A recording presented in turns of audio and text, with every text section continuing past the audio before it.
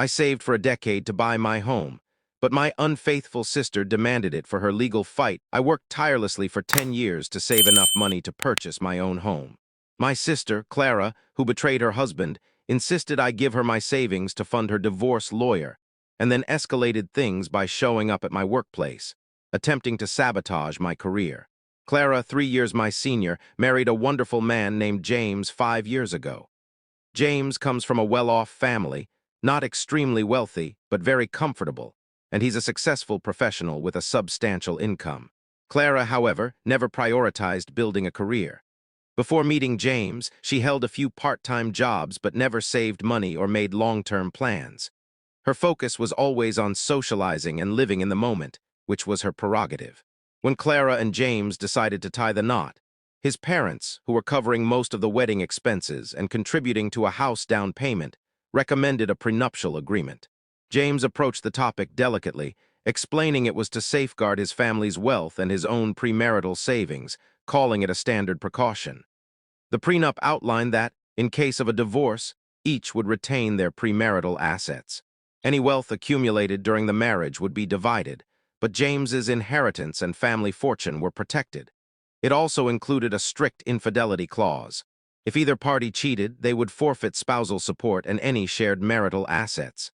Clara was furious about the prenup, and it sparked heated arguments.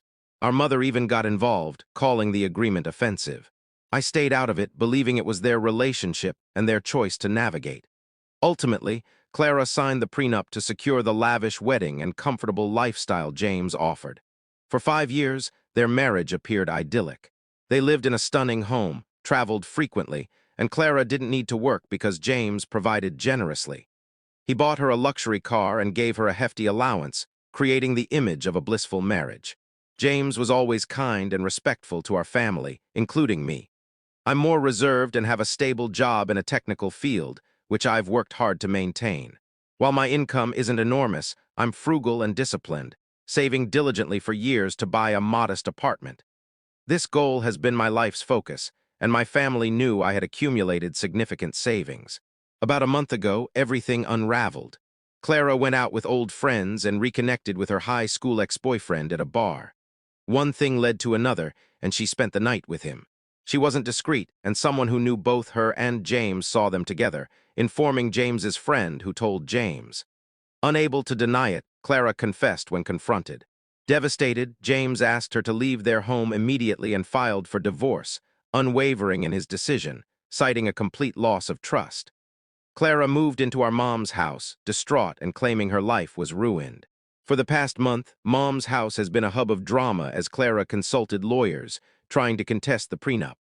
Last night, Mom and Clara sat me down for a serious conversation.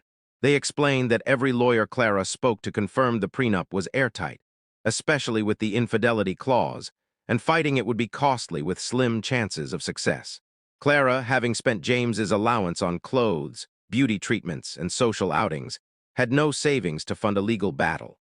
She then revealed her plan to hire an aggressive, expensive lawyer who claimed a slight chance of securing a settlement through a prolonged court fight. Then came their real request. Clara asked me to give her $50,000 from my savings for the lawyer's retainer and fees.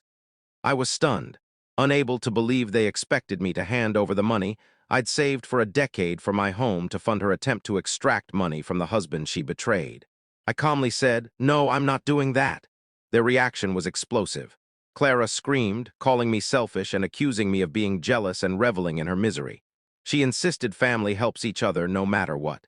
Mom chimed in, saying I had a duty to Clara, that I had plenty of savings while Clara had nothing, and that I was heartless for abandoning her in her time of need. She even blamed James for the cruel prenup, portraying Clara as the victim. I didn't argue.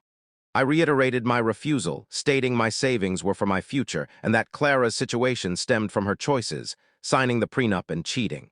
Those were her decisions, and I wouldn't pay for their consequences. I left Mom's house, and since then my phone has been flooded with calls and texts from both, plus messages from aunts who only heard Clara's skewed version, calling me selfish and unsupportive. I've ignored them all, feeling like I'm in a surreal world where I'm the villain for being responsible while Clara faces the consequences she agreed to. Reddit. AITA for refusing to give Clara my home savings to fund her divorce fight. Update 1. Thank you all for the comments on my original post. The overwhelming NTA judgment has been validating, confirming I'm not irrational for standing my ground.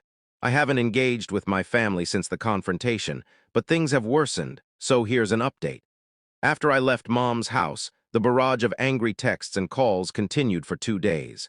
Mom rallied her sisters, my aunts, who sent long messages expressing disappointment, claiming Clara made a mistake, but James was harsh for leaving her with nothing.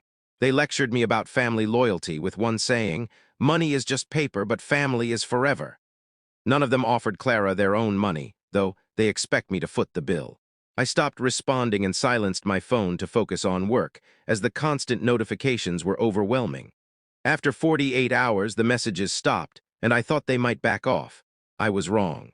A few days ago, Clara posted a long, emotional social media rant, without naming me, but clearly about me.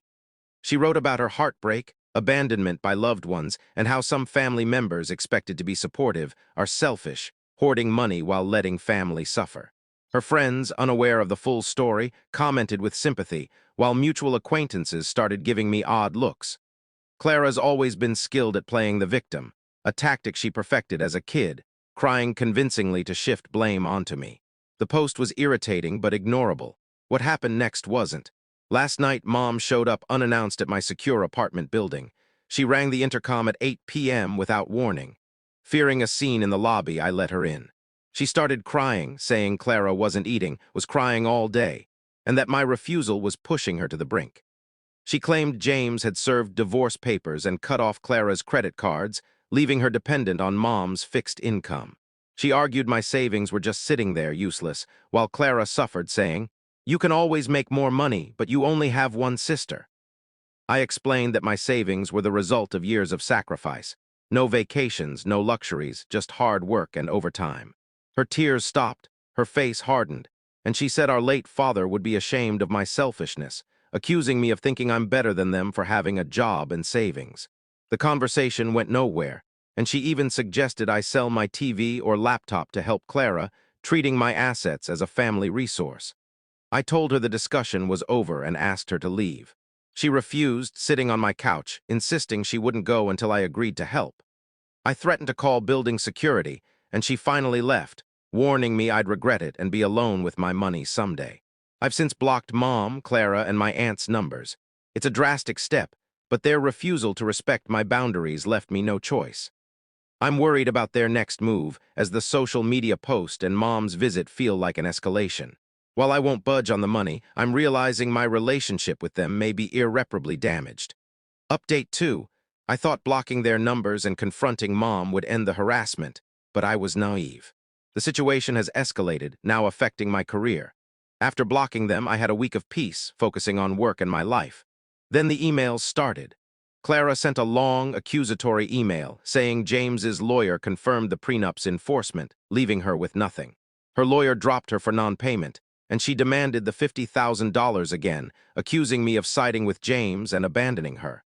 I didn't reply, filtering their emails to a separate folder. A few days later, at 11 a.m. during a work meeting, the receptionist said I had a visitor. Shocked, I found Mom in the lobby. I'd never shared my company's name, but she figured it out. Keeping my voice low, I asked why she was there. She spoke loudly, announcing to everyone that her daughter was in crisis, and I was refusing to help. Colleagues slowed to watch as she cried, claiming Clara faced homelessness and I was ignoring my family. I tried to escort her out, but she pulled away, telling the receptionist, "Can you believe it? Her sister's suffering and she won't help." Mortified, I pushed her out the door as she glared at me. The next day, Clara emailed me, copying my boss and HR, falsely claiming I was withholding shared family inheritance from our father's estate, portraying me as a thief leaving her destitute. She attached James's divorce filing to bolster her story. My boss and HR called me in, treating the accusations seriously. I showed them the harassing texts, emails, and evidence of their behavior, proving the money was my personal savings. They were understanding, but warned me to keep family drama out of work. The incident is now in my employee record, and I sent a cease and desist letter to Mom and Clara, demanding they stop contacting my workplace. The stress is immense. Clara's not just seeking money, she's trying to ruin my career out of spite. I'm exploring legal options if this continues. Update 3. The conflict has escalated to a frightening physical level. After the work incident, I changed my email, tightened social media settings, and focused on my life. I even put an offer on an apartment, which was accepted, giving me hope. That hope shattered at a cousin's wedding I attended, knowing Mom and Clara would be there, but hoping we could stay civil for my cousin's sake. I was wrong. I kept a low profile, but Clara and Mom watched me from across the room. After an hour, Clara approached my table, holding red wine, her face furious. She accused me of buying an apartment while she faced eviction from Mom's house, which Mom couldn't afford to support. I told her it wasn't the place for this, but she called me heartless, comparing me to our cold, selfish father. When I stood to leave, she threw her wine glass at me, ruining my dress. As I turned, shocked, she lunged, scratching my face and screaming that I ruined her life. Friends and groomsmen pulled her off as Mom defended her, blaming me. The chaos ruined my cousin's wedding, leaving her in tears. Security escorted Clara and Mom out as they hurled insults.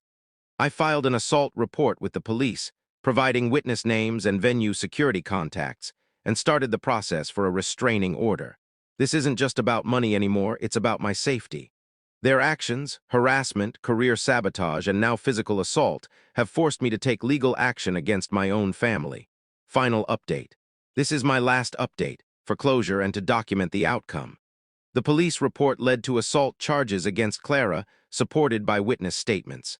I obtained a restraining order against her and Mom, backed by evidence of their harassment and the wedding assault. They're legally barred from contacting me or approaching my home or workplace. I closed on my apartment, a small but safe haven, and moving in has been a positive distraction.